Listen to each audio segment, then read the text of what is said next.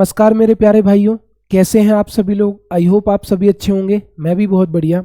आज का जो वीडियो है उसमें मैं एनटीपीसी की बात करूंगा, रेलवे ग्रुप डी नहीं। आज हम एनटीपीसी की बात करें। एनटीपीसी होता है नॉन टेक्निकल पॉपुलर कैटेगरी।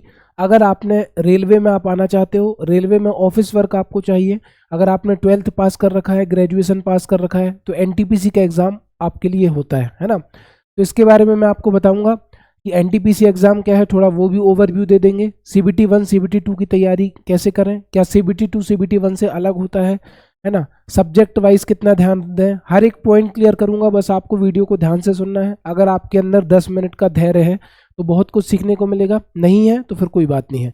तो वीडियो बहुत ही इन्फॉर्मेटिव होने वाला है और अगर आपको यूजफुल लगे तो ज़्यादा से ज़्यादा लोगों को शेयर करिएगा। और चैनल पर पहली बार आए हैं तो कमेंट बॉक्स में अपना सुझाव देना ना भूलें। तो चलिए गाइस, आज का वीडियो स्टार्ट करते हैं। जय महाकाल। तो जैसा कि आप स्क्रीन पर देख पा रहे होंगे, मैंने कुछ पॉइंट लिखे हैं। सबसे पहले कि एनटीपीसी एग्जाम क्या है, सीबीटी 1 की तैयारी कैसे करें, सीबीटी 2 का लेवल क्या सेम होता है, जीए मैथ्स रीजनिंग किसको ज़्यादा टाइम दें, ऐसे कुछ मैं पॉइंट क्लियर करूंगा। अगली स्लाइड पर अगर हम चलें तो मॉक टेस्ट का कितना बड़ा रोल है, सब्जेक्ट वाइज स्टडी डेली, है ना, एनालिसिस और प्रिपरेशन, बुक्स कौन सी पढ़ें, सिलेबस के अकॉर्डिंग ही तैयारी करें।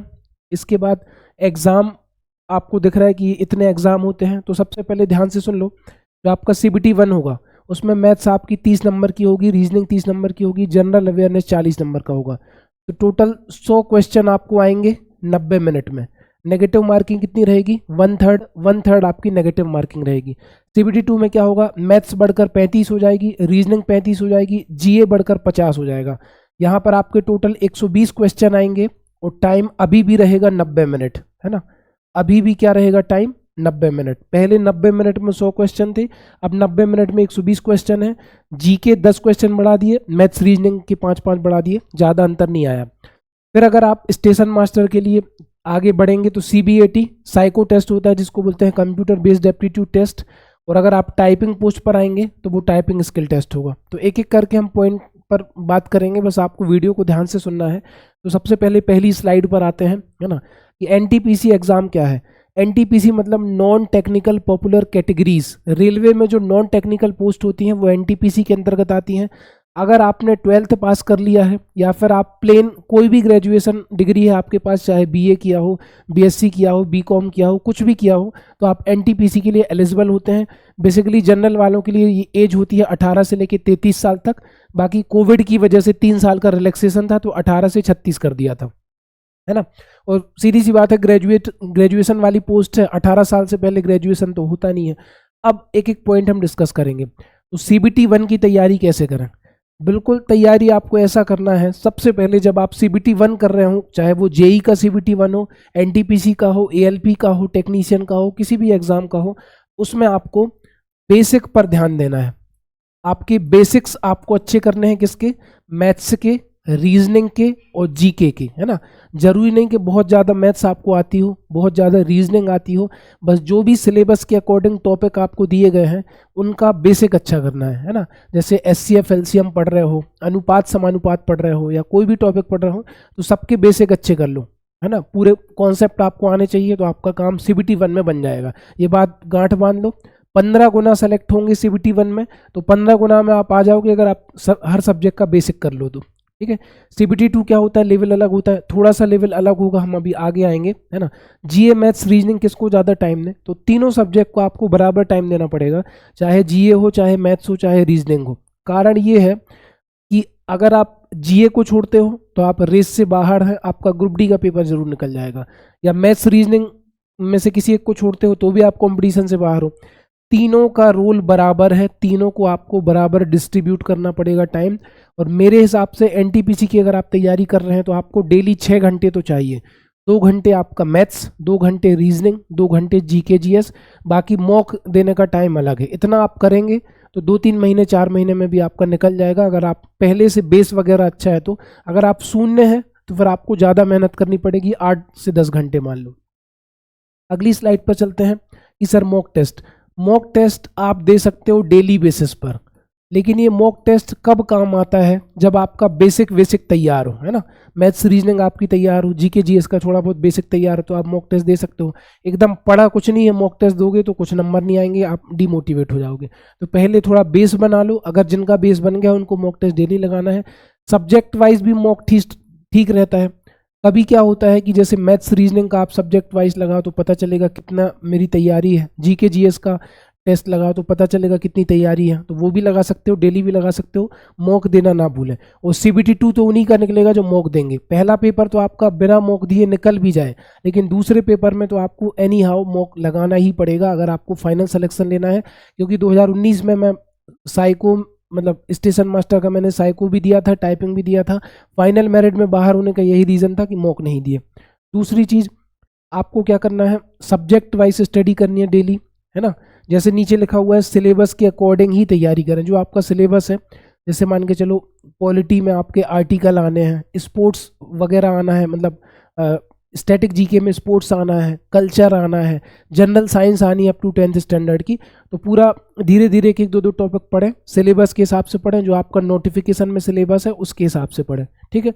एनालिसिस योर प्रिपरेशन, हर 10-15 दिन में अपनी प्रिपरेशन को एनालिसिस करो, रिवाइज करो जो आपने पढ़ा है कि आप भूल तो नहीं गए। ऐसा तो नहीं कि मैथ्स के फॉर्मूले भूल रहे हो, रीजनिंग के कॉन्सेप्ट भूल रहे हो, जीके जीएस भूल रहे हो।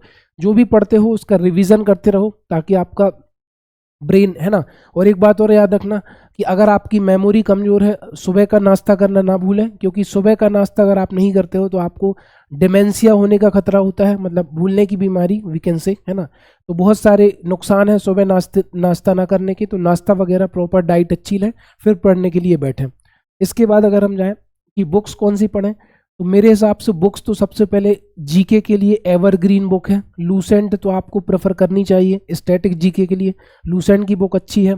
लूसेंट के अलावा, है ना, लूसेंट के अलावा अगर आप थोड़े से एडवांस मोड पर हैं तो आप स्पीडी ले सकते हो।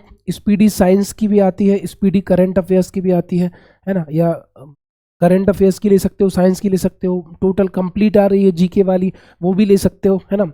या फिर इतना जब आपने पढ़ा है तो मेरे हिसाब से ब्लैक बुक करके एक बुक आती है, black book by Nikhil Gupta, है ना, वो भी आप ले सकते हो। वो अपडेटेड TCS पैटर्न पर आधारित है, तो एग्जाम सिलेक्शन में जरूर काम आएगी। बाकी फिर उतना काम आपके भले ना करें, है ना। तो 3 किताबें आप ले सकते हो।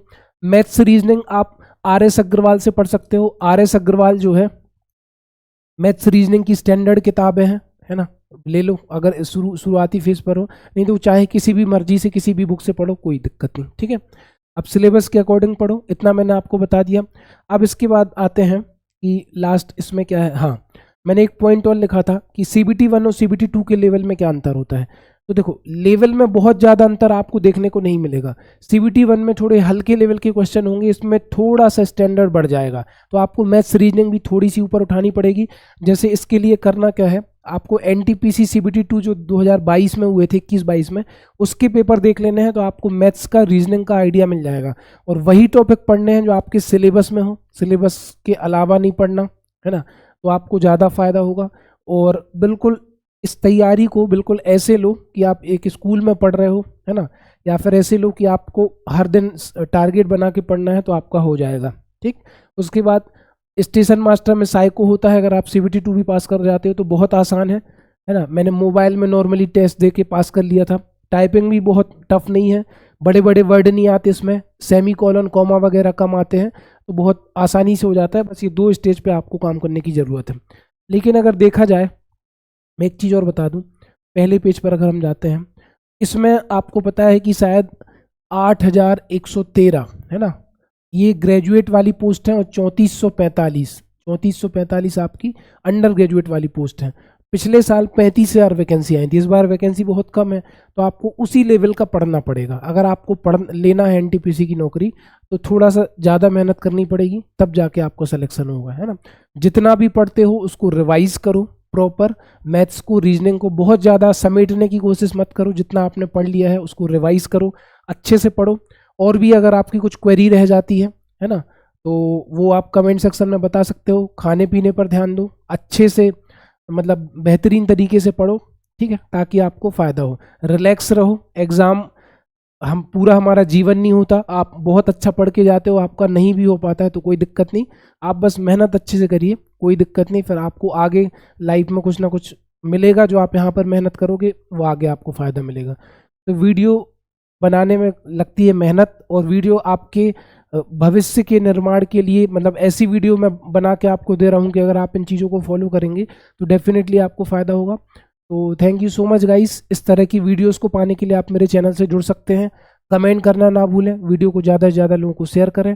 और हाँ, 2019 में मैंने साइको टाइपिंग वगैरह पास की थी, लेकिन मेरे नंबर ज़्यादा नहीं थे, और मेरी गलती थी कि मैंने मॉक वगैरह नहीं लगाए थे। तो बस आप ये गलती ना करें, ठीक है। तो मिलते हैं नेक्स्ट वीडियो।